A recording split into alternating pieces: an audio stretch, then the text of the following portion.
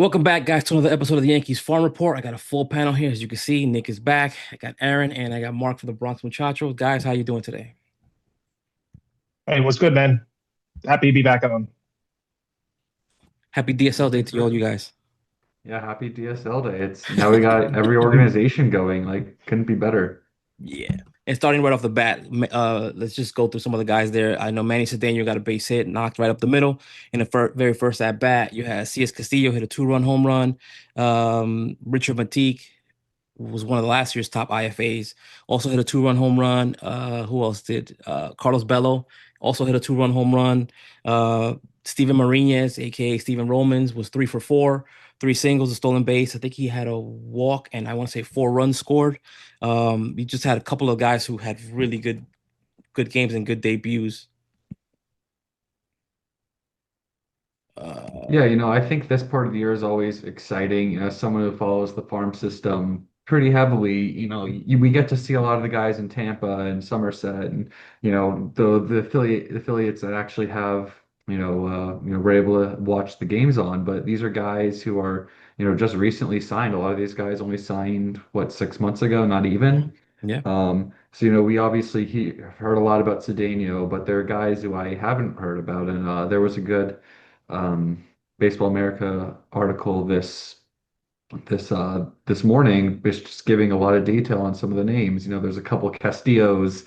I can't remember the Mhm. names of them, but it's Ruben one of them's a Castillo. 16-year-old. Yeah, and Isaiah Castillo, I think Hmm. it is. Hmm. But yeah, these are new names. I don't know a lot about, and it's always exciting because I get to discover guys who I think could be legitimate prospects, and they're definitely guys who showed out today in their first game. Yeah, Um, man. I Go ahead, Nick. yeah, man. I We've been talking about these guys for a while, I know, on this Mhm. this channel, But the one kid here that I think, and maybe this is our fault a little bit more because we know a little more in depth. The kid that really stood out to me was Martinez, right? I Mhm. mean, played a great shortstop. Had 3 hits today, and the Yankees that were tied to him to start the beginning of Valorio's year, and they had to choose to Mhm. sign either Valorio or him, and then hold out the other one out until they figured out what was going on with um your boy on the Dodgers, Japanese pitcher. Sasaki. Yeah, Sasaki. Mhm. So at the end of the day, right? I mean, the Yankees felt like he didn't need as much development time as a guy like Velorio, so they brought in Velorio first. That needed more development time than Martinez, and he came in the first game and he kind of showed up, kind of said, "Hey, look at me." I'm a legitimate prospect. You gave me 1 point something million dollars. What was it? 1.7, I think it was. 1.7, yeah, $1 million. I'm legitimate too. And a lot of people aren't going to talk about him because he wasn't that crazy signing right then and there. And it was more at the end of the year. But he's a kid that I think at the end of the day, man, he would be a top 20, 20, 25 prospect in that class if he had stayed in. And now you're going to see him kind of step out and show up. And Isas Castillo, we heard about the bat too, always loud. I was told don't be surprised if he hit 10 plus home runs in the DSL this year. Um, so he's another one with a loud bat. Ruben had an off day today. I still have love for Ruben. It Mhm. happens.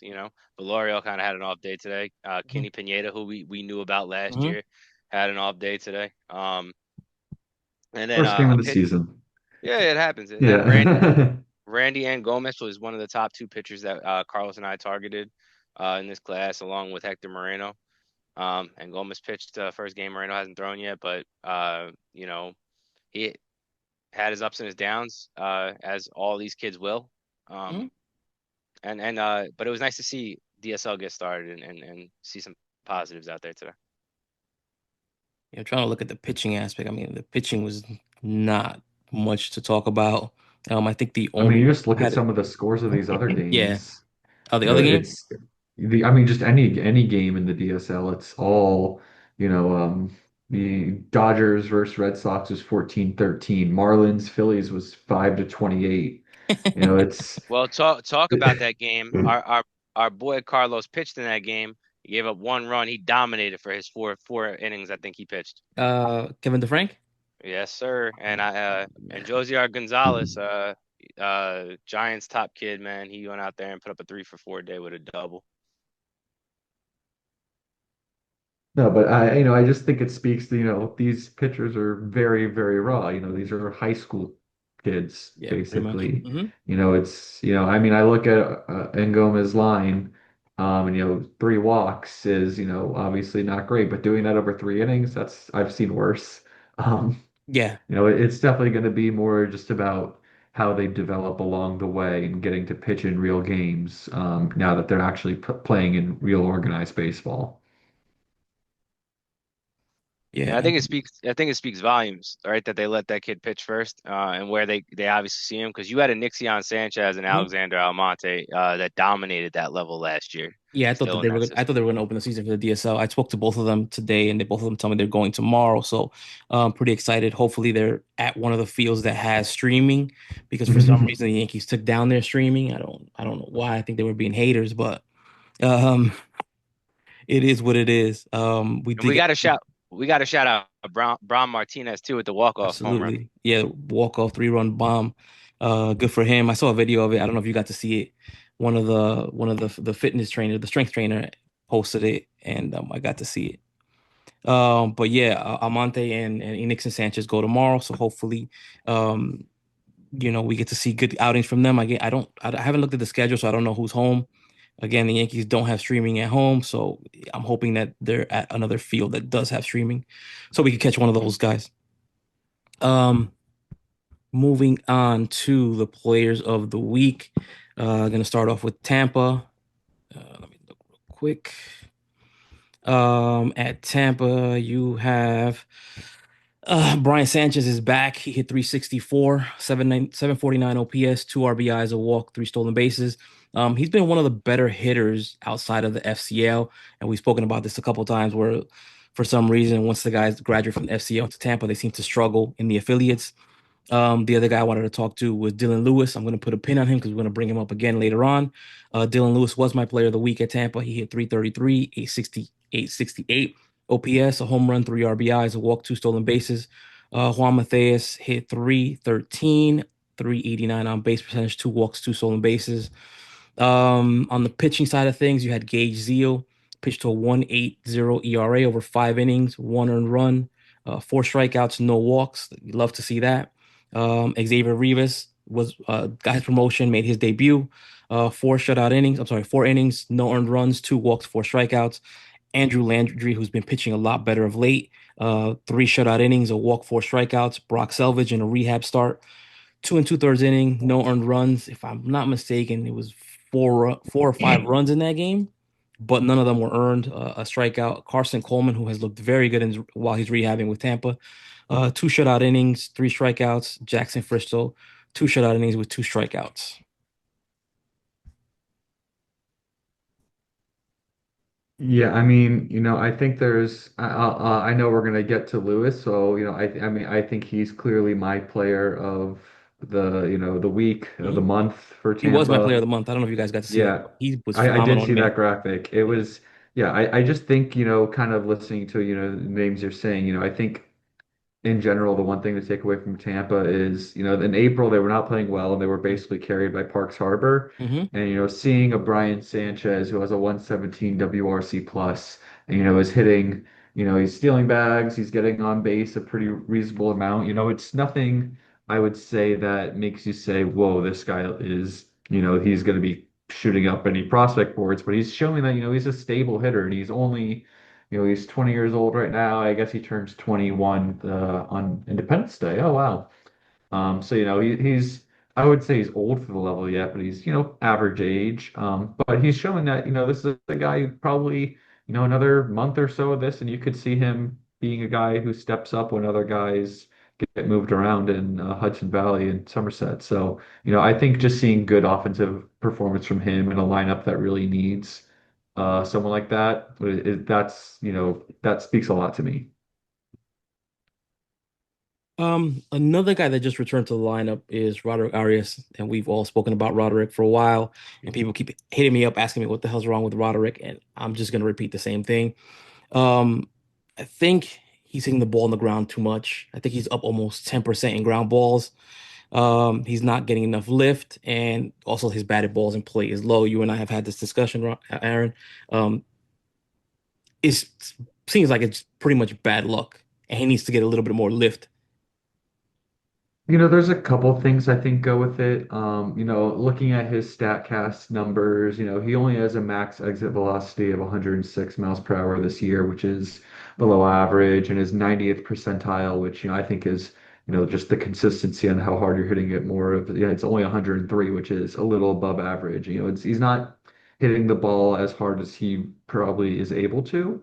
And for a guy who's very aggressive swinging in the zone, he's not making his contact rates are pretty poor. Only 75% of contact in the zone and 47% out of the zone. So, it's a combination of, yeah, he's when he's making that contact, he's hitting it on the ground a bit too much. But, just he would help himself so much if he just, is able to take a bit more advantage of the pitches in the zone because he's aggressive when in there, but he's just not making enough contact on those pitches right now. Do you think he's being a little too patient? I would, I don't think it's over patience. I think it's just not, it's just not, I don't know whether he's not seeing Pitch it well or selection what. Yeah, it could be or pitch selection, but swing decision? when you're being aggressive on pitches in the zone, which is what you want hitters to do, you want guys not to be afraid to swing at pitches in the zone. I think someone who's the opposite of that's Brendan Jones a little bit, not to get ahead of ourselves, but he's someone I don't think is swinging enough. He's being decently aggressive. I don't think it's, he's just trying to draw walks. I just think he's not, finding enough contact. And that's causing him to get into deeper counts where he's striking out more, or forcing him to hit worse pitchers, I guess, better pitches, which lead to more ground balls. So if he can just take advantage of more of these swings in the zone, I think that will help him a decent bit. I wouldn't necessarily attack, you know, his eye because I don't think his eye is bad, right? He's taking walks. Yeah, he strikes out. I feel like you guys are saying, it's just he's missing inside the zone more than anything. If you really watch the games that he plays in, that where Mhm. there are balls he should be able to barrel up, and maybe that's that switch hitter thing. Like because we were just talking about it before, right? The right-handed bat. If you're hitting .045 as a right-handed hitter, it's time to give it up. It's time to give it up, man. You're 20 years old. You know, you need to focus on being a left-handed hitter because his left-handed at bats look way more advanced than his right-handed at bats, just way more night and day. And And if you're telling me that, that's probably always going to be for young switch hitters, right? Because if you're coming out of the DSL, you're not swinging batting from the right hand side too often. right, and that's the thing. I mean, he's just a kid that I look at him, I'm like, he will have all the talent in the world, right? Roderick Arias has all the talent in the world. It's just I feel like you're wasting it by trying to double up and try to hit from both sides of the plate. Kind of like Oswaldo Cabrera, where he just said, "I'm not doing this anymore." I think Roderick needs to do that. Just be like, "Yo, I'm only hitting lefty this year." Go full Cedric Mullins. Yeah, yeah. Just it's time to focus on that, and I think he'll be okay, man. He's still as talented as they come. Um, I love Roger Arias, but I'm gonna be honest today. Like you struggled, and to be fair, like we need more from you, and people need to see more from you. And I think the smartest thing you could do is walk in that office and say, "Hey, like I'm done playing. I'm done hitting right-handed." Yeah, another thing, and I'm not saying this is the case, but he could be playing through an injury because the way he ended the season last year, I expected him to be a lot more advanced and a lot better than coming into the season. I think if I'm not mistaken, I think it was over the last 49 games, I want to say he hit close to 280. All the numbers were up, strikeouts were down, the walks were up. Everything was progressing and trending in the right direction for him to end the season. So to see the way that he stalled out of the gate, uh, it was a bit surprising. Yeah, but he was also stalling when they in the spot starts he was getting in spring training too. So it looked like I mean, coming from spring training, he was ill prepared for spring training. So yeah, you might be right about the whole injury thing, but it also just could be that he was putting a lot of pressure on himself that he wanted to show that he deserves to be in the next level. And when it didn't happen, he kind of might have been a gut shot to him. Like he's now having to readjust. Like, oh, I was the number one international pick for the Yankees Mm. back in 2022, I think it was. Mhm. What am I going to do about it now? Now that I'm, kind of the shine's coming off me right now. Maybe he's pressing. Maybe there could be a multitude of things, injuries included, but Yeah, it's possible. maybe I mean, there's a new shiny toy right now for the yeah, prospect rankings for the Yankees, but I would think that would take pressure off of him. maybe he goes the opposite way. Like now he's putting more pressure on himself that he has to compete because it was remember it was always Yeah, him and The two of them were going side by Yeah, side. Now he sees somebody taking off and like, why am I not taking off? Why am I not getting that? And then kind of having to push himself. Now he's trying to do too much. And everybody knows, man. I feel like see Roderick is he's got like in my opinion, he's got really one more year after this year. He's either gonna have to really figure it out like fast or he's screwed, right? Because you have those two kids in the DSL that are gonna come fast. I think you're gonna Mhm. move them both up next year. I don't see either one of them sitting down there. And then we're bringing over Wandy. It's gonna be on his coattails, and I'm telling you right now, I'm pretty convinced that the Yankees are gonna draft Nick Becker in the first round. I would not be shocked if that's their pick, the kid from Jersey, and he's a No, that shortstop. makes another sense. one. Yeah, no, but the That's Yankees, but you need that. You can say whatever, like we could say that, but the Yankees still need infielders. We're literally having conversations about why do we need a third baseman? Why do we need a second baseman? I mean, Mhm. because they haven't figured it out. Yeah, we have Lombard and Lombard's looking great, but the Yankees, I would be very shocked if their pick is possibly not Nick Becker in the first round. So like, and I know a couple of their scouts follow Nick Becker. So like you can go around and actually look in depth, but I'm telling you, I'm pretty convinced that that might be their pick. Yeah, it's hard to really pin down the draft strategy. I think since 2019, we were saying, oh, they're gonna go hitter, hitter, hitter. They like they especially, from 2020 to 22 with Wells, Sweeney, and Jones. Oh, they're gonna go college hitter. Then 23, they surprised us with Lombard. So in 24, you're looking at, okay, maybe they'll take a prep bat, maybe they'll take a college bat, and then they go I thought seven they were gonna pitchers take. right away. I thought they were gonna take the what's his name, the third baseman from LSU. Is that Tommy? Tommy White. I Yeah, mean, Tommy White. White. He was Yeah, perfect. Third baseman. I was convinced they'd go with Ryan Waldschmidt, who, I mean, not to get too deep into other teams and their rankings, but Ryan Waldschmidt's one of the biggest risers in all of minor league baseball this year. He's been doing great for Arizona, but that's neither here nor there. Um, it's really hard to figure out what they're going to do because they don't have that second round pick this year. And they're picking 10 spots back, and they just took a bunch of pitchers. I think we can kind of see, especially with Selvage in his rehab, and Ben Shields just started his rehab, and there's I don't know where they fit all these guys to start. Um, so logically you'd say, hey, we have a hitting, we have hitting issues. Maybe this is the draft where they kind of go all in on hitters. Maybe not all in. I think they're still going to play to their strength as an organization and take some pitchers, but I agree. I think Nick Becker makes a lot of sense. There's a few other prep bats that I've taken the time to watch. Quentin Young is one of them. He's the nephew of Delman Young and Dimitri Young, if you remember them. Mm, from the Rays. Um, yes, but it's going to be interesting to see what they do about that. But I agree. I think they're going to end up taking a couple in, couple middle infielders in the first, 5, 6 rounds. Pivoting back, I guess to Oh, sorry. no, no, no, Yeah. no, we're good. You're good. Mark, you were gonna say something? I was going to say, going with the draft. I think that putting my 2 cents in, I think they'll go back to I don't think they're going prep bats. I think they'll go more college bats, kind of start getting people to the big leagues a little bit faster along the way. I think that with the third baseman from Tennessee, his name escapes me right now, but Issue left-handed Fisher. bat. Yes, thank you very Yeah. much. I've heard them connected to him a lot as well, and he kind of fits the profile of what they're looking for. High exit velocity. He can still work on third base, but that's the type of guy that could be in the works for them as well.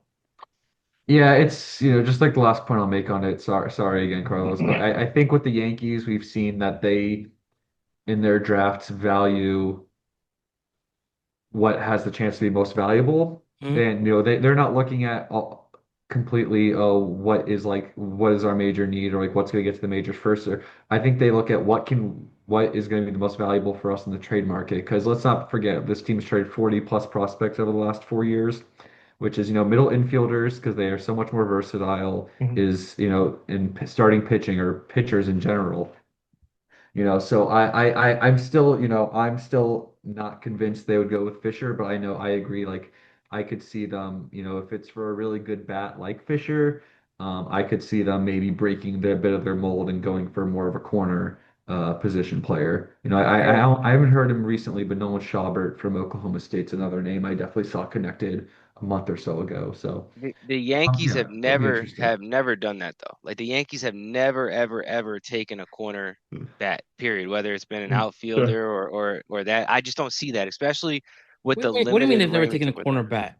like I'm they have trying to not think. who's a cornerback. They play up the middle on when they They draft take. I early. remember Eric Jagiello from wasn't he from Notre Dame? Yeah, Yeah, Jagilo. Jagiello So he's might. yeah, that would be the Guylo. He was last third one. baseman from Notre Dame. Yeah. Yeah. That would be Jagiello, yeah, that was the last. That was They the took last. Eric Duncan. Pres Wasn't Duncan a third baseman? it's been a while, I would say Yeah. yeah, then.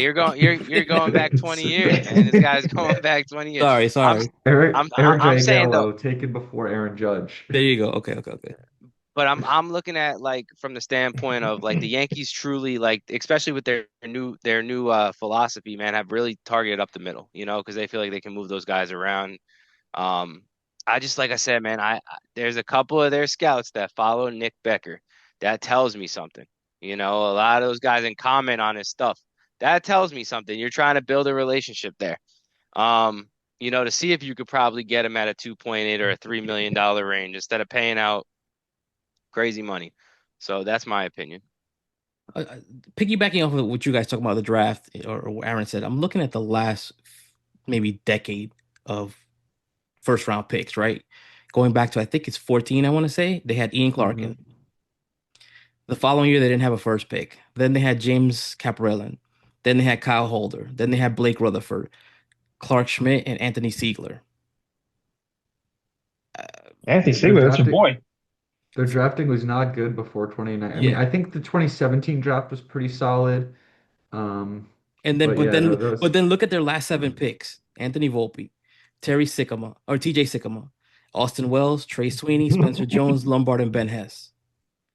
It's like night and day to me. I'm looking at the decisions that they're making in that first round. I'm kind of curious. I mean, take out Aaron Judge.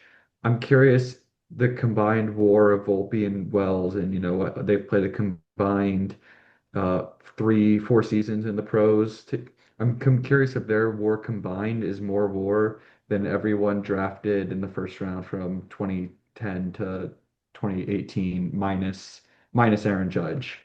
It was not great. I know Schmidt's obviously done okay, but I don't think Caprillion ever did much with Oakland after they traded him. Didn't he have Kyle like Holder, I don't think two Yeah, ever made it. two Tommy John surgeries? Didn't he? yeah. Yeah, I I think he think had a so. second Tommy John. Yeah, Yeah. But yeah, no, and he it's was another. definitely He was gotten a another one lot that the better. Yankees kind of messed around with too. Like he was another one of those guys in the minor league that he had the elbow. He had an elbow injury. They shut him down for the year, not getting him the surgery. Comes back all of a sudden, like after two starts, he has the same elbow problem. Then he goes back for Tommy John. So it's like he lost so much time in development. And then You talking during about his injury, he was definitely Caprillion? straight. Yeah, Caprillion. And it was during that time that's when he gets traded to Oakland Right. uh for something great. Yes. Yeah. Let me pivot back to your players of the week. No, that was a Hell good combo though. yeah. That was a good combo though. Moving on to Hudson Valley, you had Jay Savina hit 313, 1250 OPS, five extra base hits, a home run, three RBIs. He's been playing really well. Kobe Morales is 263, 563 OPS, and RBI stolen base. Rock Rizzo, who I'm loving what I'm seeing from him so far this season, 238, 766 OPS, a home run and RBI, five walks. Um, just to focus on Rock for a second here, I think he's finally playing like the guy that the Yankees drafted and a lot of Yankee fans were expecting. He's just a baller, man. I'm loving what I'm seeing from him. Yeah, I mean, when they drafted him, he was known as a kind of fiery guy, a guy who liked to show his personality. I don't want to say, like for like with Jazz Chisholm, but he's definitely someone who's expressive, and there were concerns that the Yankees were an organization that wouldn't, you know, I guess enable that. Yeah. But you look this year, he has a beard now, and I think he's maybe that's signaling some of the change. Obviously, we've talked about at the pro level, but I think that he's obviously come back with some confidence and repeating a level, especially someone with his experience, you would expect him to do this. But the fact that he's doing this, saying okay, maybe this guy is just a little bit of an adjustment to the new organization, the type of rules. So it's definitely good to see him dominate like he should. Especially showing the power. Hmm. Six home runs in in 20 games in Hudson Valley, and he had, you know, 11 all of last year, and basically he's done this in 1/5 of the plate appearances. Yeah. So I definitely, I could see him getting another month, just because the infield situation and, I guess Somerset, the middle infield is Lombard and Hasso. But I can't see them if he keeps playing well. I can't see them giving reps to Tyler Hardman at third base over. Hardman is actually getting reps at first base. Oh my, yeah, you're right. I can't think of who's playing third Third base for base them is, then. is Alexander Vargas That's mostly, right. Well, and Dylan I Hasso. guess They're rotating. yeah. Either way, I think that Hardman and Vargas, as much as I do like seeing Vargas play decent, I don't think you can hold Rock Riggio back No. uh, from getting a chance at Somerset because he's, you know, in his second year out of, he's in his second year out of college. You expect him to be taking that jump. Yeah. Moving on to the pitching front, Carlos Lagrange pitched a 135 ERA, 6 and 2/3 inning, 1 run, 1 walk. Love that. 8 strikeouts. Griffin Herring made his debut, pitched to a 155 or 150 ERA. That's 6 innings, 1 run, a walk, 3 strikeouts. Chris Keene, 3 shutout innings, 3 strikeouts. Hayden Murda, who has looked really good as of late, 3 innings, 3 shutout innings, a walk, 5 strikeouts. Bryce Warwacker, who has been a complete surprise for what he's been doing this year. 2 and 2/3 innings, 2 strikeouts, no runs. Tony Rossi is another undrafted free agent. I'm loving what he's done this year. 2 shutout innings, 4 strikeouts. And yeah, from Rossi, I don't know if any of you guys have gotten to see him, but that guy has been phenomenal for me. I think he's up to close to 18 shutout innings so far in his career between Tampa and Hudson Valley, with some were around, I want to say 25, 26 strikeouts, something like that. Just looks nasty. Yeah, it's I wrote an article, I just have a Medium account and just like to Plug it, talk man. about Plug it. Yankees Plug prospects. it. Yeah, I mean if you follow me on X, AJ_LICH, it's I think it's pinned right now into my account. But I just kind of took it some time to look back on the Yankees and their undrafted free agents because over the last, what is it? 2 or 3 years, something like that. 3 years, I would say, yeah, they've done a really good job. I think we just briefly mentioned a guy in Hasso who has been a really good player, undrafted. And I, take in that article, I just talked quickly about Tony Rossi, and there's I believe it was Josh Harris or Josh Norris from BA, or no, it was Joe Doyle. Excuse me, Joe Doyle is one of the my favorite draft analysts out there. He said I could see Rossi as someone who's one of the first guys to the majors just because he was that dominant of a reliever. And yeah, he's older, but he's shown that dominance, and it's the Yankees love their pitchers. They love having their relief pitchers, and I think that's something that, get him up to Somerset soon because it's clear at his age, he's Hmm. not being tested that much at Hudson Valley or Tampa. So Yeah, I could definitely see him getting promoted quick. I think I've mentioned this before. He has just looked completely dominant in both of those levels. Yankees only promote one guy a year, man. That's it. That's the way I look at it. It's every year, man. And so They're and not so gonna Rivas move and people Herring fast. promoted. That's it. They're done. That's it, man. You're not gonna see him go any Right. further. But we it's got it. Lombard to Double A. Okay, that was Yeah, a this is good true. one. We got Three. that That's early. that's their guy. That's their guy. Listen, I see. We talk about this too all the time, man. Like I just don't understand the philosophy, right? Like you have a guy that dominates and dominates and dominates levels, and then you bring them up, and they're still doing really good, and then you just take all their confidence away by just saying, "No, you got to sit there and prove us that you're better than Barry Bonds at AAA, or you have to, be Greg Maddux at AAA, and." And then they don't reach that potential there, and they're like, all right, well, you're just gonna sit there for 3 more seasons until we feel like you understand what we're trying to say to you. And I just don't get what they're trying to accomplish, man. Mhm. You're telling me that Tony Rossi, if he came up and dominated at those two levels, couldn't be better than a guy like, I mean, shoot, who's the worst reliever in there? Ian Hamilton right now. I mean, you're telling me he couldn't be better than that? Like, I mean, I right mean, now I would say no, but but I'm just saying, like, I you're do telling, I do get your point though. like, I mean, even Clayton Beater. You're telling me Clayton Beater can't pitch at the major league level right now? I Oh, he believe he absolutely can. could. And he So has, that, and he already has. but he has not, but he hasn't been. He hasn't gotten consistent time, and I feel like the I mean, Yankees will do to that. be fair to the Yankees on that, starting the season injured, and the Yankees as they're huge on maintaining their flexibility with pitchers, and what he got injured early, they had to adjust, and their adjustments have worked.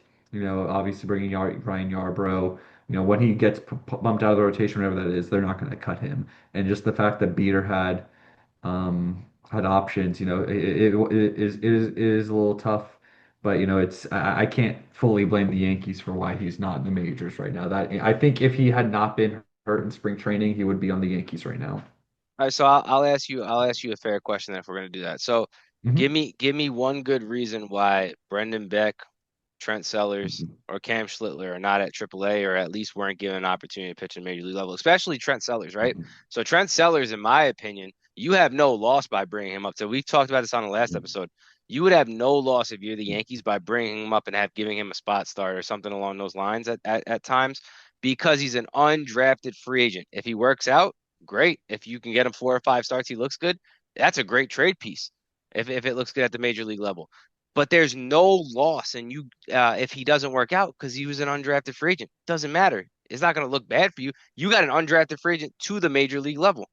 So at the end of the day, you know, it's funny because I like to ask this question too. Like, what to you? What is a bust? I mean, I wouldn't call Trent Sellers one, but I mean, I really only reserve busts for first, maybe second rounders of guys who don't get to the MLB because those are the prime rounds of guys getting to that point. But look what you just said. The only expectation is to get to the major league level. But for Yeah. Yankee fans, the expectation is to be Barry Bonds or Alex Rodriguez or somebody along those lines. Otherwise, you suck and you didn't matter anyway. But if you actually talk to a lot of the scouts or you talk to a lot of people in the front offices, the expectation is if we sign 10 international free agents or we draft 20 guys and five of those guys make it to the major league level, guess what? We're successful, I because would say even five of Great just those one job. or two of them. I would say yeah, one or but two of them. right, but I'm talking about 20 rounds. There's a chance that they have out of this Oh, yeah. draft class that five of those dudes can make it to the major leagues from last year. No questions asked. And then in their international class, they feel as if there's three or four in that class. If you get three or four out of a $5.4 million budget, that's elite. That's elite for them to do that. Yeah. Like everybody craps on the 2014 class, but I think like if I'm not mistaken, they had like 5 or 6 guys still make it to the major leagues in that class. You want the IFA class, right? Yep, you still had 5 or 6 guys make it there, and a lot of people don't want to talk about it. Dermis Garcia made it to the majors. It wasn't pretty what he did, but I mean, he made it there.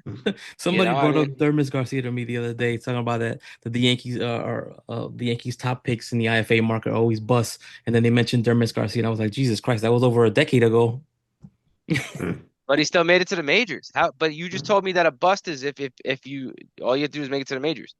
So, I mean, like I said, there's expectations along those lines, and a lot of the people in the major leagues say if you can make it to the majors, because not many people do make it there. So, No, it's the you know, most, it's the sport with the most, I would say, variance and, guys getting to the big league. NFL guys obviously go right away. NBA has some guys go to um, G go to League. the G League. I'd say NHL and then MLB are the toughest two to actually get to the the major leagues of. But yeah, no, baseball, it's so tough, especially because you're getting guys who are high schoolers and college guys.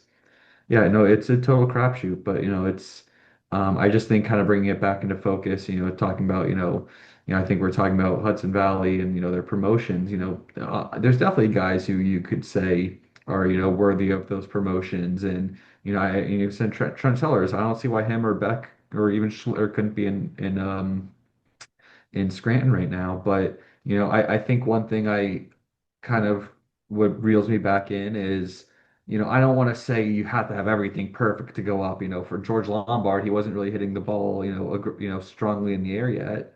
Um, but I do, I look at, I'm from DC area, so I like the Nationals. And they just promoted Seaver King from A plus to double A, and this is a kid who's still on like under 700 OPS in Wilmington, which is granted is a hard park to hit in, but it wasn't doing that well in A plus, and he has like a 40% chase rate, and I'm saying, okay, I understand he's your former first round pick, but I think you're maybe, this guy is having a tough time just swinging at things that he should be, and now you're wanting to go to a double A where he's going to be facing even tougher stuff. So I think I think the Yankees definitely can maybe be a little tough love with keeping guys down. Um, but I think for the most part I do respect it because you want to make sure these guys don't get overwhelmed too early. So it is a tough balancing act. Yeah, I don't mind them being challenged at all, and we've seen that a couple That's times. fair. Some guys have Completely been fair. challenged, and they step up to that challenge. I mean, for example, they didn't want to promote Jared Serna last year, and then Jared Serna moves over to Miami, and they immediately put him in Double A, and by the end of the year, he's in Triple A. Yeah. Same thing with Augustine. They promoted him pretty quick. Well, they sent him right to Triple A, but he's already at the major league level, and he's pretty much mashing. Yeah. It's Well, definitely Carlos, I also, mean, you could always some up. look internal too. Like when last year when they moved Vargas up to Double A, Vargas responded very well. While he was kind of middling around in high ball, low A ball beforehand, he went to Double A, and then he started taking off. Yeah, I mean, even at the MLB level, Luis Gil last year only started was a starting pitcher out of necessity, did well. Same thing with Will Warren this year, only a starting pitcher out of necessity. And no, you're right. Definitely giving them the challenges, is key. But I also just, it's tough when you're dealing with, 21, 22-year olds. You don't want to put them in a position that, might be a little too much too soon. It is a tough balancing act. 'Cause you want to preserve that value. But yeah, it's definitely a tricky thing. But yeah, no, it's Hudson Valley has a lot of great pitchers, and a lot of them have arguments to go to Somerset right now. I mean, we had the conversation last week. There's a few that Nick is like, why is this guy still here? This guy should be promoted. I mean, Hudson Valley still has, I think they have two starting pitchers on the shelf still. Um, so they're gonna need to make room somehow. Hmm. But I mean, but Ben Shields coming back too. That's another arm. That's You got another Brock one. Selves just came back. The problem is that we're holding up spots in AAA for guys that are 47 years old trying to keep a major league career alive. Like it's time, man. Hang it up. It's done.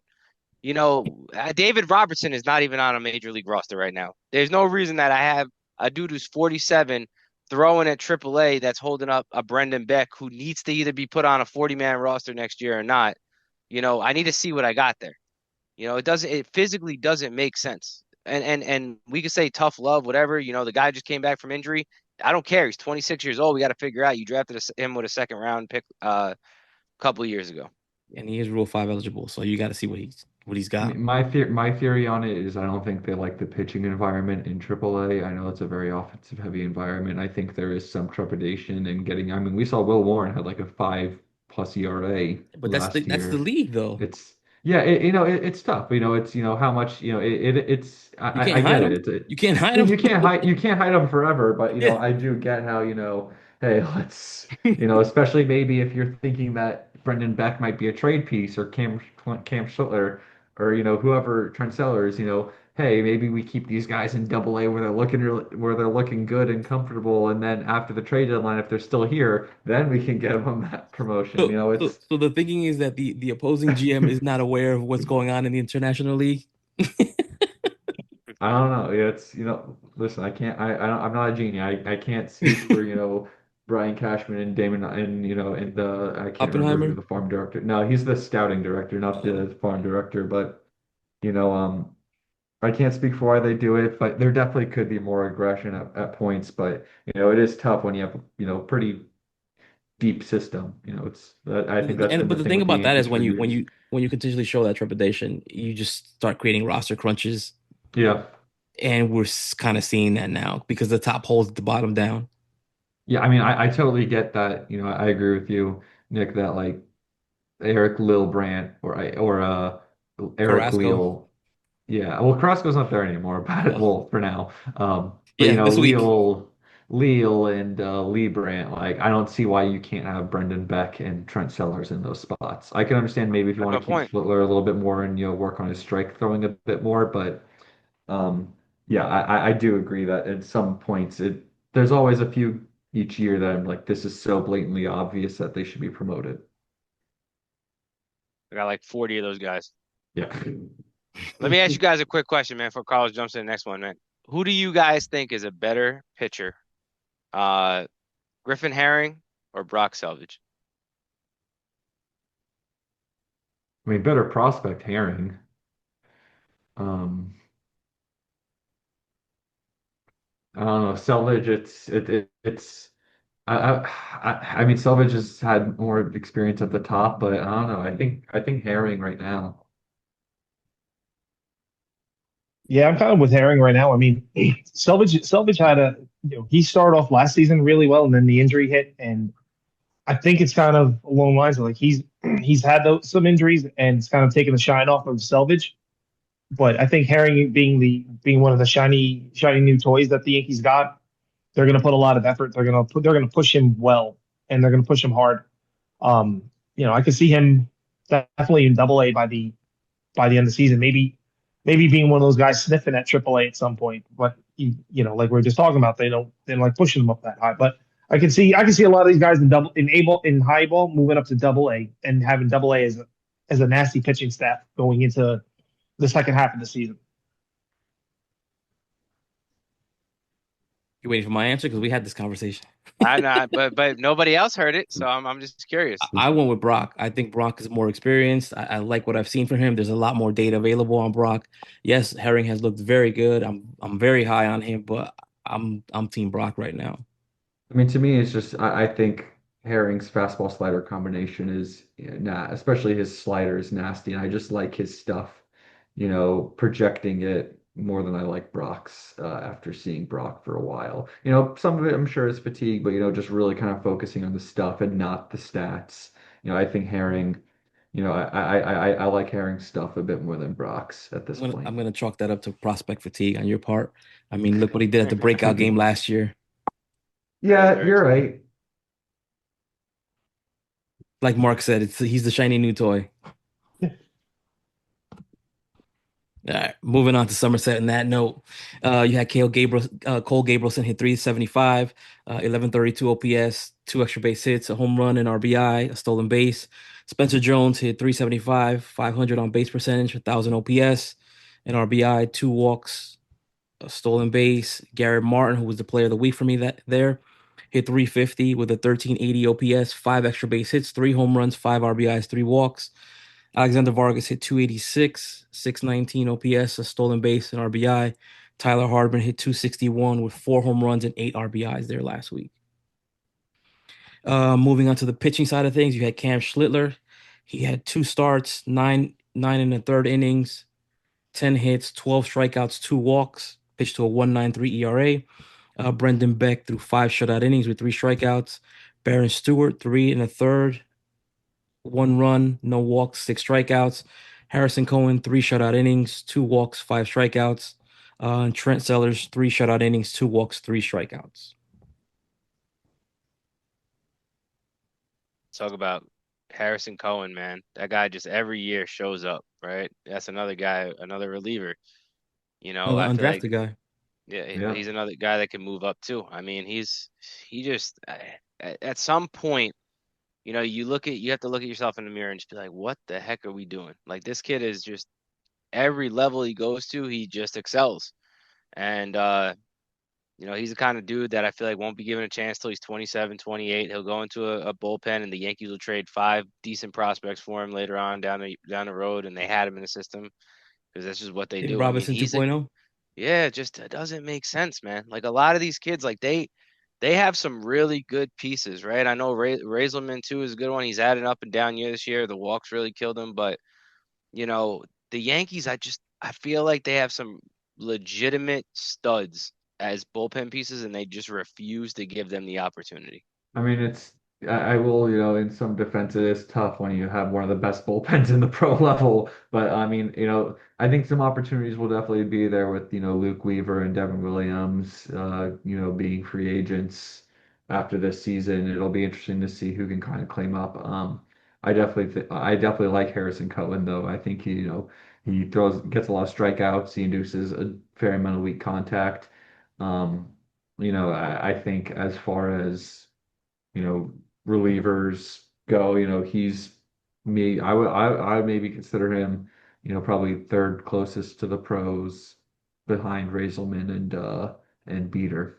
I don't think he's the third best relief prospect, but I think he's definitely, one of the closest to the pros Mhm. when we're looking at that. Yeah, And he's there's definitely. some other couple of other good double A relievers. So this isn't, just saying, oh yeah, well of course because he's in double A. Let me look real quickly. Off the top of my head, Cole Ayers is what's his there. name? Cole Ayers has been good. Kelly Austin's been good. Mhm. Mason Vineyard, I know, hasn't been off to a Mhm. great start, but he's, the same track, same UDFA class as Cohen. Um, so I really like Harrison Cohen. He's a member of the tribe like me, so I'm always gonna be a fan of him. Um, but yeah, it's definitely good to have a lot of good relief pieces like that. I just want to touch on one other thing. It's so good to have Spencer Jones back. It's he was doing so well before that injury, so I'm happy to it was such a pleasant surprise to see he was in the lineup. Mhm. Him and Jazz Chisholm in the same game. And I was tuned in on I think it was Thursday night. That was a fun one to watch. Pleasant surprise. You know Hmm who else has looked really good this year, man? Out of the bullpen, Will Bryan. Will Absolutely. Bryan's looked very good. And the thing is, the Yankees talk about needing left-handed Hmm. relief pitchers. That's another dude, man. I mean, that I feel like could definitely come up. Will Bryan has been talked about from when he was drafted in the 10th round. People were saying he was going to be elite, elite, elite. People said that he started throwing harder, but he's looked really good out of the bullpen. Yeah, I mean, I part of why they took him was, some of it was a signing saving money bonus, but like they took him because he was, older and advanced, and they thought he could push through, and he just got injured, pretty early on in the 20. I think he got, I don't remember, it wasn't TJ, but he got hurt basically right away in the 23 season, and he basically missed the last 2 years. So it might have been TJ, was it? I don't Or was it remember, but I shorter? remember he was pretty much the same story for Brendan Beck with him. Yeah, High, he basically missed high all draft 20. pick. He pitched 6.1 innings in Mhm. 2023 and then 3.2 in 2024. So, he's already thrown 22 innings this year. So he's basically tripled it. Mhm. So yeah, he's definitely a guy who has, so I mean 134 FIP on the season.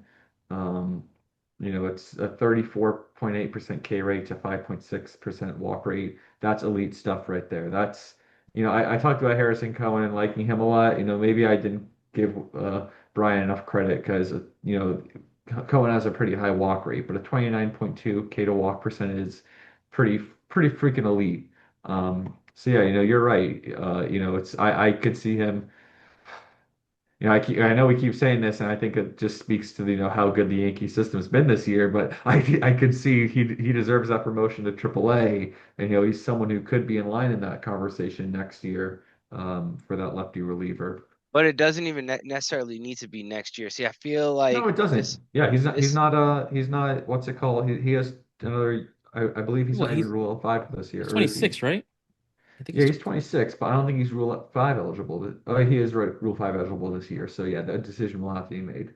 there's going to be a ton of these guys. I'm telling you. I mean, we see this every year. I mean, it's rinse and repeat. And if it's the Athletics, you're never seeing them back, until you want to trade for them. So it's just, But I mean, rinse and that's repeat. the price of having a lot of good relievers. You can only have so many of them on the 40 man. But if you flip Will Bryan, I always look back at the Nick Nelson for TJ Rumfield trade. Nick Nelson was a nothing reliever who wasn't really going to get a shot, and they got a really good, a good first base prospect who's helping fill the offensive depth. We talk about them needing third baseman or needing. I think we mentioned, they don't have great hitters in the system. If you want to get some guys to at least, supplement and help out the farm and maybe find a gem or two hidden, Will Bryan's a guy who can do that for you if if he shows off and you get a team to trade for him. But the Yankees miss a golden opportunity, right? The Red Sox have an open first base spot. You could have flipped TJ Rumfield. He's not playing in the Yankees major league system. So it's not I don't need to flip the Red Sox another player after seeing, I have enough Carlos Narvaez. I have enough PTSD of trading them players. I mean, but I mean, you traded him Narvaez. Yeah, he's been great, but I mean, you got two players out of that. People Yeah. only look at it and say you got Elmer. Well, actually, you got three. Technically, you did a 3-for-1 trade because you got Elmer, Then you flipped him and you got the international bonus pool money to sign Siriaco, and you also got it for Ranciel Abreu. So, people don't know that, but me and Carlos would let you know about it. Yeah. But at the end of the day, you have to look at it like a 3-for-1 trade. And yes, Narvaez has been great. Not gonna knock that, man. Unbelievable player. Yankees went with JC Escar, and he hasn't been bad. And right now, you know, go with the good and the bad. But you took that, and Elmer Rodriguez Cruz looked good at high A. So Yeah. But no, Brian has just been, nasty. So, it's good to see him healthy mainly, which is, that's I think the big takeaway is he's healthy and hopefully he stays that way. I'm gonna move on to Scranton. At Scranton, you had Everson Pereira, 313, 764 OPS, an extra base hit, 3 RBIs, 2 walks. Jesus Rodriguez, 292, 708 OPS, 2 extra base hits, 4 RBIs, 2 walks. Eric Raiselman, 2 and a third inning, 1 run, 1 walk, 3 strikeouts. Zach Messenger, 2 shutout innings with 2 strikeouts. Clayton Beater, an inning and 2/3, shutout baseball with 4 strikeouts. Is everything ever going to get his shot in the organization? not here, man. But he's a guy. He has nothing left to prove. He has nothing left to prove in this organization here. Honestly, if I was his agent, I would have already asked for a trade. I would have said, "Yo, I'm done here." So flip me out because the Yankees are actually screwing with his development, same way they did with Florial, same way they did with Peraza. You just marinate too long, and a kid's gonna eventually be like, "Screw it," I'm never gonna get a chance to deflate confidence. Um, he's a guy that is Could gonna be on a go major league somewhere, and roster. he's gonna be a problem too. He's not like a slouch. He plays a very good defense. He can hit. He hits for power. He's gonna be one where I think the Yankees are gonna be like, shoot, we just kind of had too many outfielders. We had to pick what we were doing there, and it was just that. But he's somebody, in my opinion, 100%. Yeah, he's ready. He's ready for the major leagues. What about I Jesus think he's a Rodriguez? good. Well, He's I ready just for want the to go major leagues. one thing with Pereira real quickly. I think he's, a great trade candidate. You look at maybe, I know we were kind of talking a bit before we went on, but, let's say if they did want to trade Yohan Moncada for Yohan Moncada to fill the third base need, Angels are a team that like pro-ready guys. Everson's about as pro-ready you can get from for a prospect in that type of trade. He's, I think that is not a bad match at all.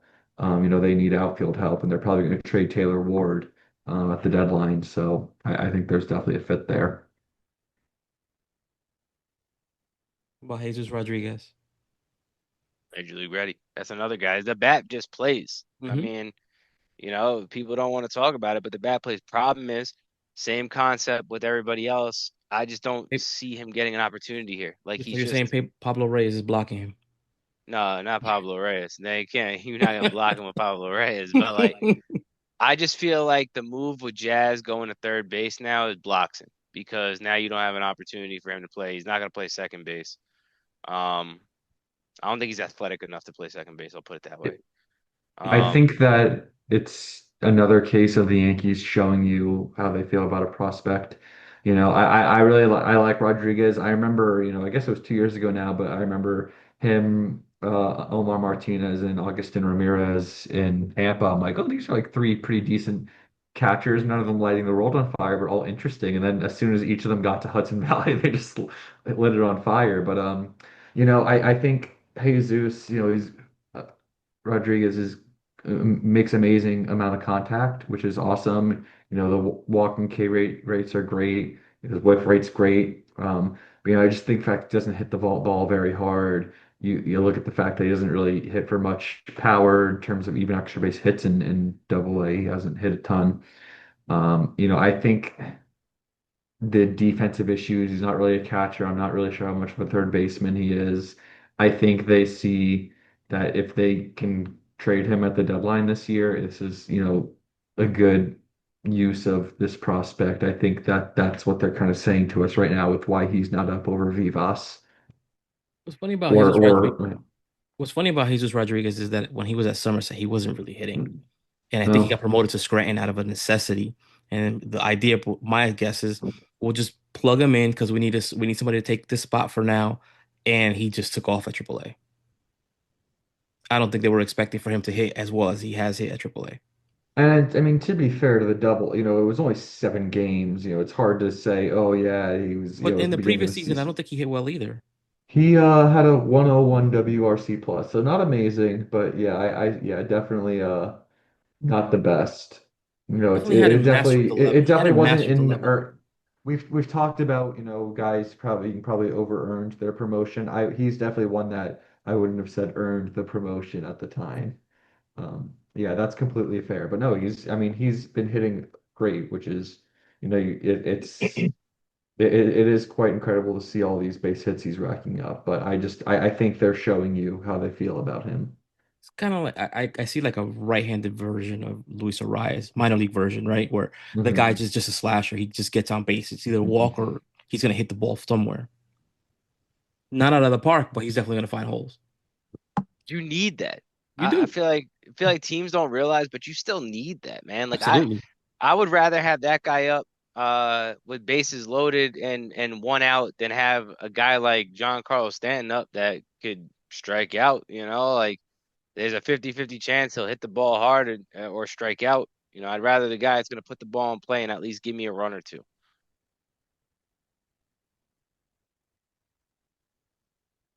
You're not gonna get an argument from me there. I love guys who make contact. I despise the oh he struck out 200 times this year. It's okay. That's just the way baseball is nowadays. Yeah, but that's kind of like that's the lazy way of talking about things. Just because the baseball is the way it is now, you can go back. You can always go back and get your 300 hitters that don't strike out that much, and Where all of a sudden I think there were like three last year. there's three. But if you just develop those guys, or you actually promote them to the big leagues, and you have like a bunch of Luis Ariz on a bunch of different teams, you'll see like a rejuvenation of that But type of style coming back. that's not what we're being taught at the minor league levels. Now you're basically learning about launch angles, hit it over the infield, Right. hit it over the wall. That's pretty much it. There's no, oh, you have two strikes, choke up on the bat. Let's just make contact. No, it's try to knock it out of the park every at bat. No, and I get you. What I'm saying is like what they should be doing is they should they it's kind of like the problem that the Yankees had with for a little bit is that they had a cookie cutter system for their hitting coach, which was Dylan Lawson. He would just teach them, okay, well, Aaron Judge hits this way, John Hmm. Carlo can hit this way, everybody down the line should hit the same way, and it just doesn't work. Hmm. You gotta get the kind of guys that you need your contact hitters. You don't need to have someone that can hit 40 home runs a season every up and down the lineup.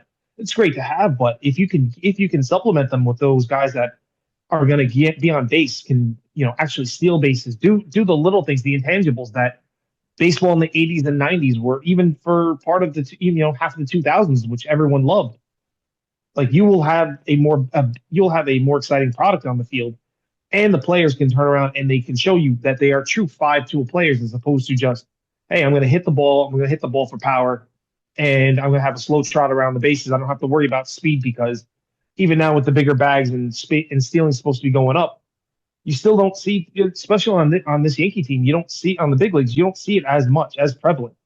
Like Well, to be guys, fair, I mean, Luis Ariz is just a one-tool player. I mean, that dude, all he does Yeah. well, is hit. yes, I mean, he's not but doing yeah, anything else of value. But like, there's not many like I agree. There's not many players out there that are gonna go hit 300 Mhm. in any league, regardless whether we're gonna give him a chance or not. But Jesus Rodriguez, I think, is the closest thing the Yankees have to that. From 2019 to, I guess 22, not no Yankee fan couldn't say that when you had runners on, maybe outside of Judge, the guy you wanted up at the plate was DJ LeMahieu. Because you just know that guy was going to put the ball in play and shoot it through, either the middle or, put a liner in between the second base and right fielder. You knew that guy was going to put the ball in play. I'm definitely more, I guess, modernized, and I do like, I play power over contact, and I do like, Aaron prefers launch angles. guys. I prefer launch angles. I prefer hard hits. Hard hit rate and stuff. But I do think that, like anything in life, you need balance, and I think that you definitely can't ignore guys who, I Keith Law, he just posted his top 50 prospects new list. And in the conversation, someone in the chat asked about Jesus Rodriguez, and he said, and people in I response saw said that. he was a non-prospect. And, Hmm. that really irked me because I'm obviously not as high in him as you guys are, and that's totally fine. But to call a guy who, was signed for relatively little from 10K signing international bonus, I believe. to be yeah, to be this good of a contact hitter, like that's a prospect. Like he may not be a superstar. He may not be, may more be just, every not even an everyday player, but he's a guy who, if you're in have him in your lineup and you can count on him to make a lot of contact and makes decent contact and put the ball in play and not hit into a bunch of double plays, that's still a valuable guy to have on a team. So Mhm. yeah, even though I just don't think that the Yankees value what he can do at the major league level right now, it doesn't mean that that's not valuable to someone else in the league. Especially a So guy that close to the MLB. so to you, is a Rise a superstar? No, Is he a star to you? I need to look at some of the stats again. I could make the case that, I mean, I would let's put it this way. If he was going to get a qualifying offer this season, I would have I would definitely not pay that, but I'm willing to pay him like, you know, give him a multi-year deal. And I wouldn't, I mean, I don't know. He's what, 20? It's tough. I don't think he hasn't been as good this year, as a hitter. So it's tough, but I don't think he's a superstar. I think he's a quality player. He's a good starter to have if you have a team that, has good defense elsewhere and has other, good power hitters, but I'm not crazy about him. Now, Jacob Wilson, that's a guy I love who is a contact That guy's freak. a star. Yeah, that guy's a star. To be fair, Like that's because Jacob Wilson has more than one tool. He's a solid defender and he has speed. Um, he might be the even best if he, shortstop in baseball right now. To be honest with you, this year, I mean, it's hard to argue. Bobby Witt has had a down year. Gunnar Henderson's had a down year. I mean, to what they were expected to have. I yeah, mean, he's been, in my opinion, he's been unreal. That guy, Jacob Wilson, has no, been he's unreal. been awesome. I mean, he's for the most part already locked up Rookie of the Year. Good for him. Good for the A's. Are That's a they guy I still would calling trade themselves for. the A's? No, that's a guy I would trade for from the A's. Oh God. You want to send them another guy to the rotation? Listen, if they want somebody from the rotation for him, oh, 100%. Volpe, you can go to second base, man. We're not playing these games anymore. Oh my God. All right, let's play the trade game, which I know Nick has been dying to do. I'm angry today. What do you want to trade for? What do you want to trade for this week? I don't want to trade for anybody. I need Bobby Malone to stop posting stupid trade rumors all week on X. I'm tired of it, man. I'm tired of it. It's annoying me. It's pissing me off now. I'm getting angry about it. At the end of the day, we do not need a pitcher. I don't understand what he's talking about. We have already 5 pitchers that have been solid here. We have 2 to 3 guys that are coming back. To be fair, um, if Hampton never got injured or Shields never got injured, the way that the Yankees had talked about them last year, I'm pretty positive they would be in the conversation to be having rotation spots right now. I just don't see the need of pushing for a starting pitcher right now, especially with Luis Heel coming back as well and everybody else pitching there. I do understand you needing a possibly a second or a third baseman. Fine, that's okay. Well, what's out But there? who's out there? Point stands. Who's I out there that mean, Suarez? We're gonna talk Suarez. I mean, come on, man. We're gonna go for the all or nothing again. I mean, Suarez can't play defense either. So I mean, realistically, let's see what So happens. it's revisiting Joey Gallo. I I don't mean, I think think he's Suarez better is than Gallo. well, Joey Yeah, a Gallo. little bit Right, but better than I'm talking about Gallo. a player who the Yankee fans are just not going to tolerate for long, hitting 200.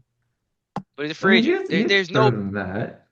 but there's He's no not. He's definitely reason. not nearly as three true outcomes as Joey Gallo. What's he hitting? Like 230, He's hitting 220? 231, 311, 509. How many home runs? 16. Yeah, the guy hits home runs. That's it. Mm. He hits 278 dingers. ISO is pretty great. But I mean, last year he was 256 average. So like he has the ability to hit a little bit. He's not going to be battling Mendoza line. That's I think the sum of it.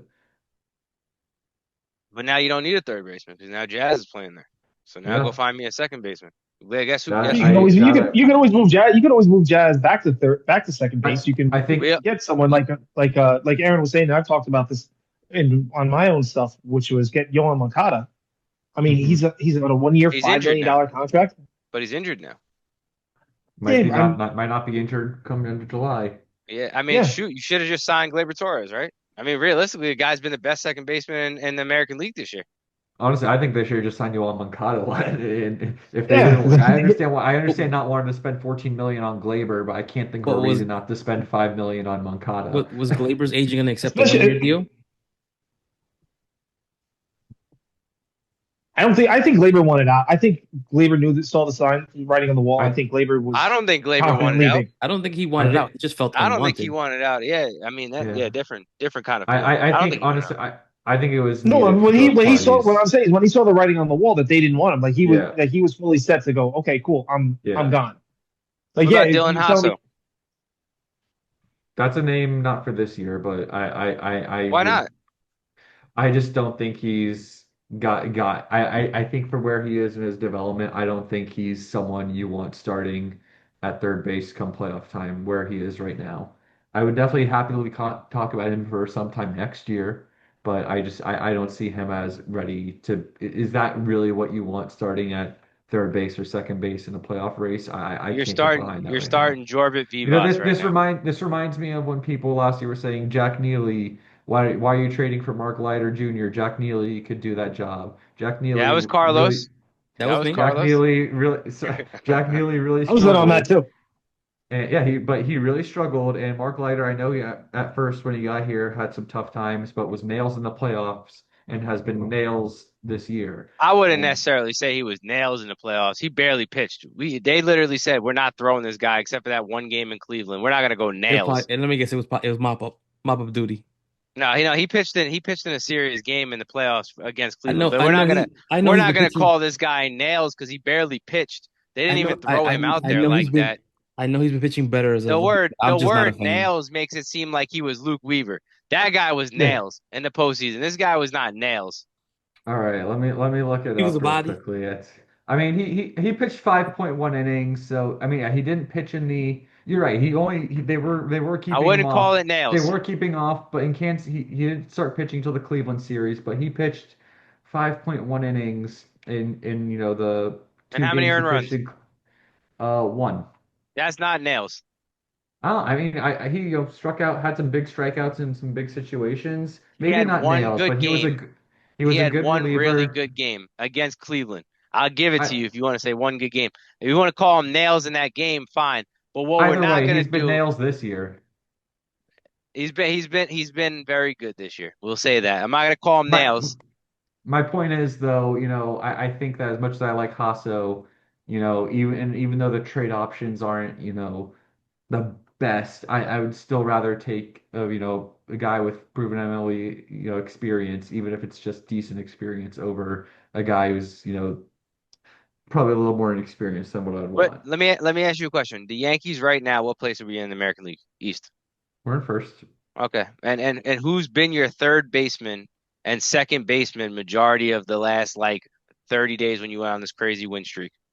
Yeah, Oswaldo and well, I guess he's hurt now, so And Oswald Jorbit and Vivas, Yorbit. right? Yeah. Mhm. So two guys who everybody hates, and the Yankees are still winning games with those guys. Why not see what you have in a Dylan Hasso? Like what's the loss there? He doesn't play bad My, defense. Oh, I mean, because the problem is you have a $15 million problem on your hands now with DJ LeMahieu, and they proved last year that money talks. They kept Verdugo in there because he was making money over Jason Dominguez. So now you got 15 million reasons But why I thought the you don't have Yankees a second wanted baseman there. the Yankees wanted out of DJ, but it was Judge that convinced them to keep him True, but now that I, Judge, allegedly. the coach, yeah, the co GM right there, he's now he said what he wanted to keep him. So now they're going to keep him around, and they're I going to don't play him think, too. yeah, I don't. They're gonna play him for now, but I don't think DJ LeMahieu is gonna keep him from making an improvement at the deadline. Um, but I mean, he going back might to what you though. said though, why roll? Mhm. I mean, you asked the question. You had this major win streak with Yorbit and Hmm. Oswald. Yep.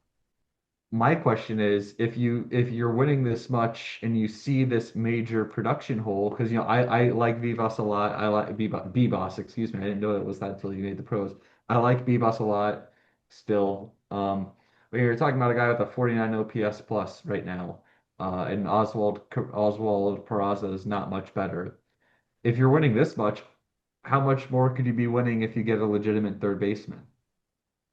Or who's If you out there? have it, if You're you talking have an Suarez. Eugenio Suarez, if you have a healthy Moncada, if you have, I wouldn't say he's the perfect solution, but Ahmed Rosario is a name I've been talk pounding. He has a 150-ish WRC plus against lefties. We've talked about this team struggling against lefties. He's he's a 121 OPS plus bat this year. I would happily at least take that for, a bench bat. If that's someone you want to be able to platoon and have come off the bench. Beats having Pablo Reyes come off the bench. So that's my point on it is, we're probably, up there with the best team in the AL with the Tigers, but, being, the Dodgers and the Mets and the Phillies and the Cubs right now, those are all really good teams. And I want to have, as many, if this is truly, I don't want to say it's our last good year, but if this is, if we have a really good chance to win the World Series and we can get a guy who's not going to be overly expensive in prospect capital like a Rosario or like a Moncada, I'd rather go with a guy who's got proven positive experience this season. That's just my take But on it. Moncada's never been a winner. He's never played on a team that has played in the postseason. You're saying is all his experience, but he struggled with the White Sox for a while as well. But if Yeah. we want to have that conversation, I mean, what was the record of the Yankees when they had Jazz? Because Jazz really wasn't doing anything either. I mean, to be completely fair, he was what hitting home runs, but his batting average was what 170. Hmm. I mean, let's be completely honest, man. I mean, I'm not gonna go crazy about Jazz Chisholm right now either when he decided to try to turn into Joey Gallo. We're not going to do that here either and say, let's get guys that are just going to porch hunt. I You know, think I'd ra I gotta back this up though, because you said something very funny to me. You said that he's never been a winner. I just think that's funny because I'm a Capitals fan, and the whole thing of us for years is they could never get over the second round, and Alex Ovechkin couldn't do it in the playoffs. And you know what they did? Just one year they did it. All it takes is one year to take that reputation away. And I'm looking up the stats of a World Series MVP who he won the World Series MVP in the previous years of his career. He spent 5 years with Pittsburgh, spent a couple with Baltimore, or more than a couple. He spent 4 or 5 with Baltimore. He actually had a brief stint with the Yankees, and he was never good up until he had one good year in 2014. Then the Red Sox trade for Steve Pearce, and he has an amazing postseason for them. But that's not a guy I would have called a winner. He had only been in the postseason one other time in 2014 and had a 530 OPS. So, And but he was in the postseason. I don't think Yohan Moncada has seen the postseason yet. yeah, he has. The White Sox. White Sox made it once or twice. Yeah, they At made it 2 years. I'm gonna have to look Yeah, this up. he was with the in the White Sox with and I mean his postseason stats haven't been good. I'm not gonna fight you on that, but he's played in 2 series. He was in the 2020 series, in the 2021 series. So they weren't good, but he has that experience. I don't know. Steve Pierce had a crazy run. I'm not saying Yohan Moncada can't do that, but I'm just saying I feel like at the same time, you know, at some point you got to start growing your prospects and seeing what you have on certain things. And let's see what we have with certain people. Like If you want next to year, talk to next year, Lombard, that's Lombard's position, Yeah, I don't regardless. disagree with that. I would say Lombard and Hasso should really have, the first shots at it. Maybe you bring in a guy, like on a minor league deal or a 1 year, a cheap deal where you can cut them if or you can have them there in case Lombard and Hasso aren't ready to start the season, but that can be cuttable. But I don't disagree with you there. But I like those conversations more for the beginning of the season or going into the season. But when I'm talking about gearing up for the playoffs, I'm not thinking Dylan Hasso, that's the guy. I think you look at Jason. Jason didn't have a great stint in September. Maybe they didn't give him as good of opportunities as they should have, but they didn't go with him. But now you have him to start this year, and you didn't get an outfielder to give him that spot, and he's looked really good. He's played solid. I just, I don't think, yeah, you should rely on a guy who hasn't reached AAA yet to be that, that's going to be the guy who saves you into the postseason. So, I think, my perspective on it is I'm not going to go out and trade big chips. I'm definitely not, obviously George Lombard's not touchable. LeGrand Hayes not touchable. I wouldn't trade Cunningham or Hess. I mean, I don't think Jones has as much value now. But unless you can get like a top end player at the position, I'm really not looking to trade Schlittler either. But like you can get probably a guy like Ahmed Rosario for, I mean, I'm not going to say Harrison Cohen, but you can probably get him for. I mean, I said Josh Gross might be able to accomplish that in Kyle Carr. before. There you go. I mean, maybe, but give them hell, give them Harrison Cohen and Will Bryan. That's two. The Nationals are a team of a lot of bullpen issues. Give them two guys who are, give them two guys, or no, give them Brendan Jones. A guy who's not. I would say I really like Brendan Jones, but he's not a high ceiling player. He's more of a high floor player. You know, I think that there The are. Nationals don't need outfield help though. No, they do not. They do not. They more need infield help and bullpen help, which is why, give them, I don't know, maybe not Hasso, but maybe give them, Parks Harbor and Will Bryan. They You're get an gonna make infielder, Carlos and cry. He loves Parks Harbor. I like Parks Harbor too, but that's the hard part about being prospect lovers is learning to let go. Is learning heartbreak is part of it, part of the gig. That's how Carlos and I got hooked up is because he was very upset I about the was Yankees. He was he was pissy about the about the Yankees trading Augustin for very, Jazz, very much so. and I dissed him a little bit, but He did you a little bit, know a little bit. but I would say both teams have benefited from that, and it's Jazz. Unfortunately for Augustin, he was probably blocked here, and now he has a great opportunity to play, and it's especially that since it's on the Marlins and they're kind of irrelevant to the Yankees. You know it's tough to watch them go, but sometimes it's good to watch them flourish elsewhere. See, my issue with the Yankees is who's the last dude that they traded for that has really like Oh, that's excluding another issue completely. right, but that's the thing. Like you're talking about let's go get somebody. Like who's the last guy? I don't even want to talk about pitchers because every pitcher they get sucks in a trade and at the trade deadline. I mean that's Brian Cashman is banned from that. I already know because Hal Steinbrenner told us that he's not allowed to I trade for mean, pitchers I anymore. would I would do the Leiter trade 10 times out of 10, but Oh my But you're God. talking about a relief pitcher. I'm asking you like who's a starting pitcher, position no. player or a starting pitcher Yeah. that Brian Cashman has I heard gotten at the Cashman. trade deadline. I heard Cashman's trying to trade for Javi Vasquez again. I mean, I would say what Jazz. he's gonna get Carl Bovano one more time also, Oh or my try make God. another attempt for No, You're Esteban you're Loaiza. I think Loaiza was the last decent trade for starting pitcher. Who? Esteban Loaiza, the drug dealer. Oh man, you're talking like 70 years ago, man. it wasn't trade was J Happ a trade deadline? I think J Happ was a good acquisition if I remember correctly. Was he? I thought it was a 2 year. Yeah, They signed a 2 year deal with him. no, Yeah, he I might have been think a Yeah, trade they deadline. traded it was him. a trade, and I then they remember. signed him for 2 years or something like Yeah, that. because they traded him for they traded Brendan Drury and Billy McKinney. I remember this Hmm. now. And I remember he posted really good, he had a 3-war season in 2018. I know he wasn't as good after we re-signed him, Oh my but God, no. he was a solid pitcher in, from when we got him in 2018. So, I mean, but I get your point. It's who the players they've acquired haven't been the best. I would say Rizzo was a successful trade as well. He had Until a he got injured. solid. The Todd Well, I father. mean, what you're talking about, I mean, you can't. I get that separate, the trade and then the sign. The signing's a whole another deal. They didn't have to re-sign him, but in 21 he gave us, He was good. obviously that team just wasn't good enough, but he gave us good, production. When Luke Voigt was and Chris Gittens and Oh my I think God. Trey Ambergy were playing for us. I'm Johnny not Ambergy. disagreeing like with that standpoint, but he didn't help you do anything in the playoffs. You know what I'm saying? Like I'm asking you, you're telling me He hit a home you're run in the going against playoffs. It wasn't his fault we lost that game to Boston. Well, if you're going but back, I mean, you got that big trade that they did with the White Sox where they got Dave Robinson back. They got Oh, Todd Frazier. That was a great Todd trade. Frazier.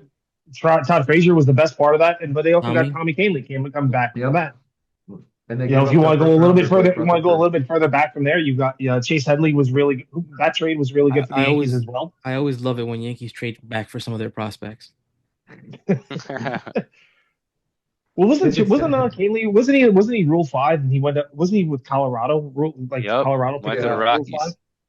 I, I don't know how he you left the know, org. I thought it was through a trade, but yeah, both of them were ex-Yankee prospects. I forgot how Tommy left the org. I thought it was a trade. you No, know, that was Rule I 5, I think, to the Yeah. Rockies. Yeah, and yeah, then I just Dave think my Robinson, he just over wanted he bolted every time he was a free agent, he bolted somewhere else. yeah, I just think my overall, just looking at the how the Yankees minor league season has gone, going into this year, we knew that they didn't have a good year last year. A lot of it was injuries and underperformance of the top guys. And obviously had a lot of graduations and trades from the previous couple years. I think we've seen them rebound strongly, and I think that means we have a lot of guys who have spots that need filling on the 40 man in the future. And I think you're going to see them, I think you're going to see them trade some of those guys who are 40 man eligible. I know we talked about Brian, we talked about Rumfield really briefly, but I just think you have all these guys.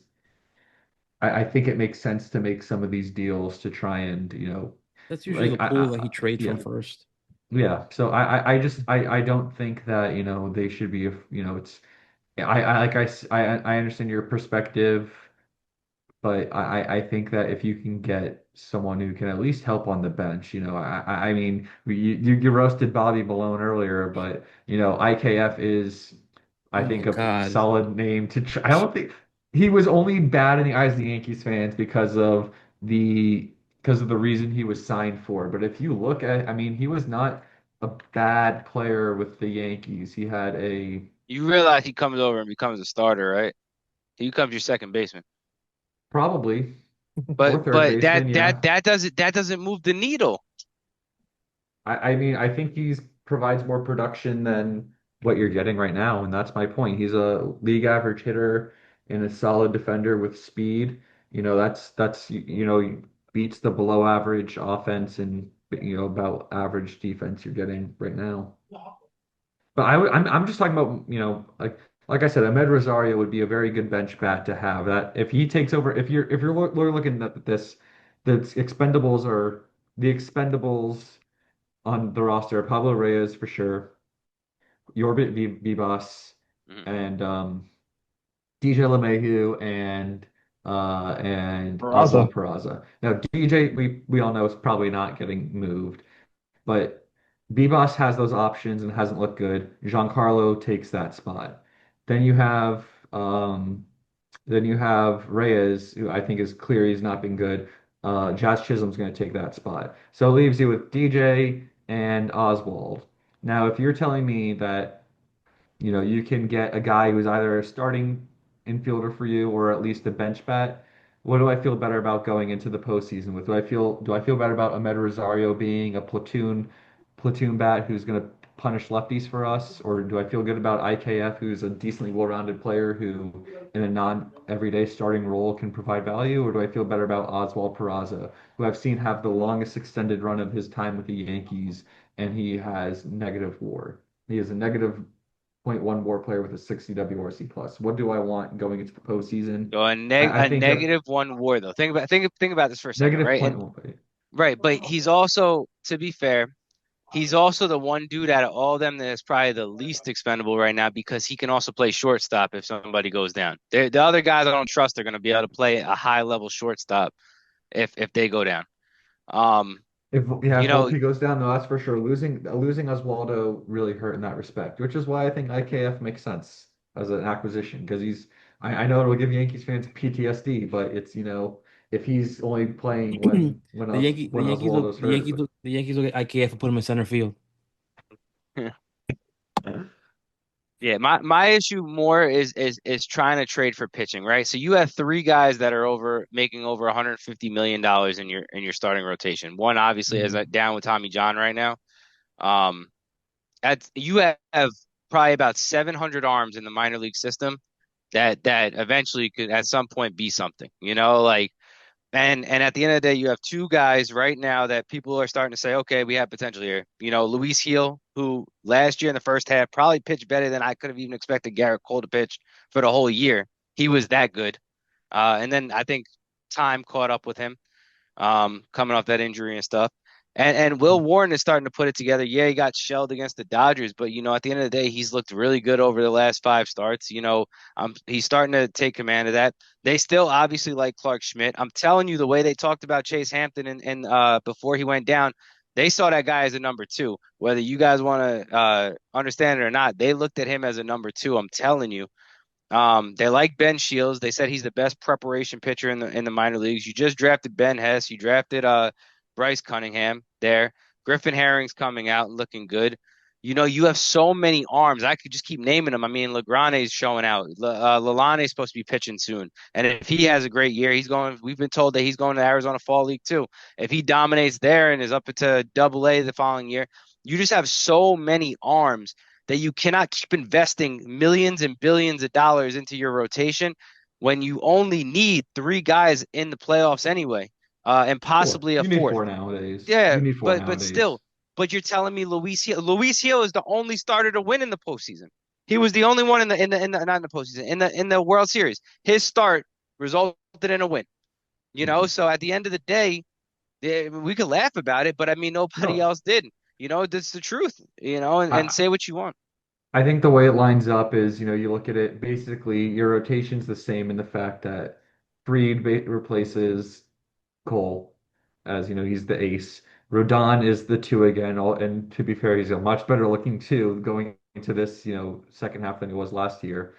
Schmidt again is your three. It's been a little shaky getting back, shaking off the rust, but I'm still content with him. And then, here's, I guess the question is, and why they would want a pitcher is, do you trust Warren slash Heel as your five? Which, personally I do. I think Warren has shown that he's sharp enough. And I think, especially if you can have maybe those two or Schmidt or maybe have Warren and Yarbrough piggyback each other to, not put as much pressure on Warren getting through the lineup three times. I think that makes sense. But then you have the question of what happens if someone else gets hurt? Because yeah, Heel is coming back, but also, that could be a tricky injury to come back for. And then what if someone else goes down? I don't see. We'll have to see how when Heel Hub comes back, and B, how he looks. And also we'll just have to see if everyone's healthy come end of July. But first of all, I think having Ryan Yarbrough gives him a lot of flexibility because he's looked really good as a starter. Um, but if they want to go get an Eric Fetty, I know he's the popular name that comes around a lot. That's not even If a he's popular name. That's a gross name to even throw up out here. I mean, that guy has been that's terrible this year. that I'm just saying that's a popular like trade deadline name. I don't think it's a bad idea to go grab a rental that can maybe play, in the in the in the bullpen and or come be a starter if things emerge. I just don't question wanting that extra proven depth, but I agree with you. I don't think starting a starter is, the big spot. If anything, I'm gonna go and get another big time bullpen arm and move Ian Hamilton off Ian Hamilton. I just don't think he's been good enough. If I'm doing anything, that's what I'm doing. But you could He's you could not. have me there. Like we could have that conversation. But I just feel like I said, you know, at the end of the day, your young arms that you're drafting and developing are supposed to be the ones that come out and be your depth.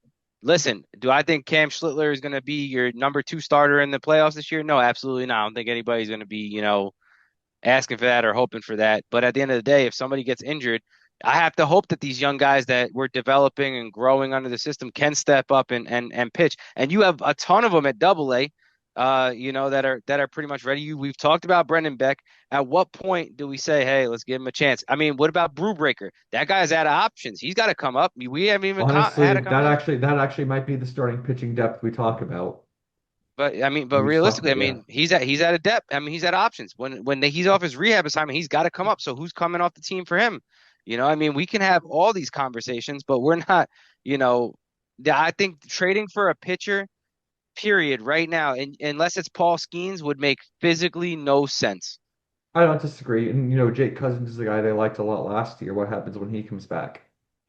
No, I don't disagree. I think it's a more of an, you have to always anticipate a pitcher getting hurt, and we'll see where we are coming to July. But I definitely think, you talk about priorities, and if we're only going to trade for one player, I'm trading for a third baseman slash second baseman, depending on where they want. Like that's my idea of what this trade deadline needs to be.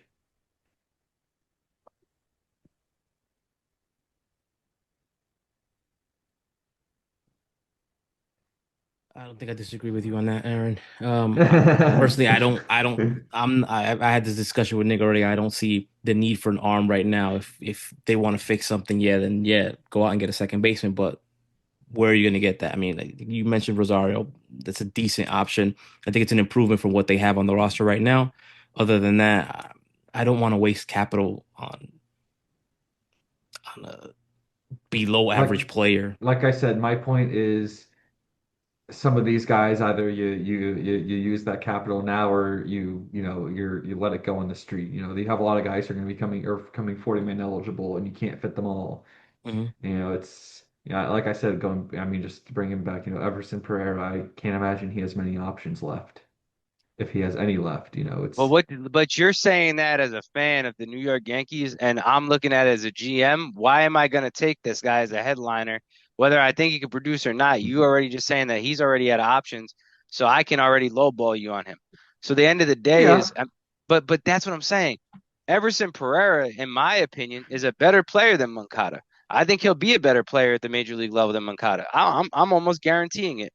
I mean, maybe, yeah, I could agree long term, but but given what the team needs now and where they are as players now, I'd rather have Moncada for that. That's the whole point of these trades is you're trading guys for half a year or a year and a half. To win a World Series. Likely, yeah.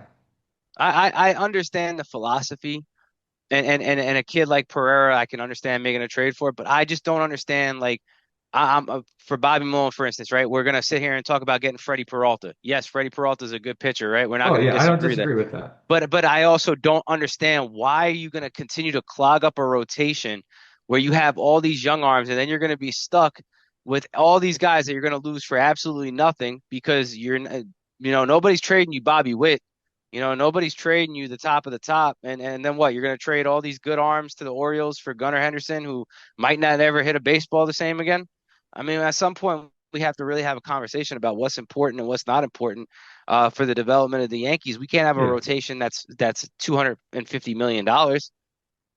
Yeah, no, absolutely. But it's just my point is, that yeah, it obviously other teams will take advantage of that, but you also have plenty, you have to do something with these guys. You don't want to get into a Yo Gomez instance or honestly an Oswald Peraza instance. Um, so yeah, it's just, it's going to be an interesting deadline and to see how Cashman deals with that because I do anticipate them making a move. I don't think this is going to be like 2019. All right, we'll wrap it up here. I did want to talk a little bit about Dylan Lewis. We never got to it. Maybe for the next episode.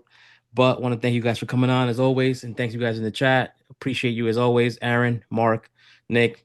Thank you for coming on. Absolutely. Thank you for having me. Thanks for having me, man.